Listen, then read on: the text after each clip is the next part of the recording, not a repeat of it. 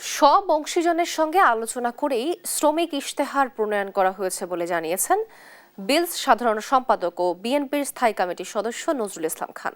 সকালে বাংলাদেশ চীনমৈত্রী সম্মেলন কেন্দ্রে শ্রমজীবী মানুষের অধিকার ও প্রত্যাশা নিয়ে আয়োজিত জাতীয় অংশীজন কনভেনশনে এই কথা বলেন তিনি। এ সময় আগামী নির্বাচনে যারা সরকার গঠন করবে এবং বিরোধী দলে থাকবে সবাই মিলে শ্রমিক অধিকার রক্ষায় কাজ করবেন বলে আশা জানান নজরুল ইসলাম খান। দেশে প্রায় 7.5 কোটি শ্রমজীবী মানুষ রয়েছে যাদের অধিকার রক্ষায় শ্রমিক ইশতেহার করা হয়েছে বলেও জানান তিনি।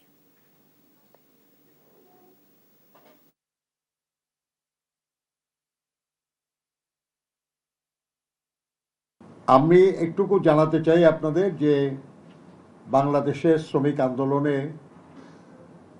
যারা দীর্ঘদিন ধরে গুরুত্বপূর্ণ ভূমিকা পালন করছেন এবং শ্রমিকদের স্বার্থে যারা দীর্ঘদিন ধরে কাজ করে চলেছেন তাদের সবার সাথে আলোচনা ক্রমে সবার সম্মতিক্রমে এই শ্রমিক ইশতেহার প্রণীত হয়েছে।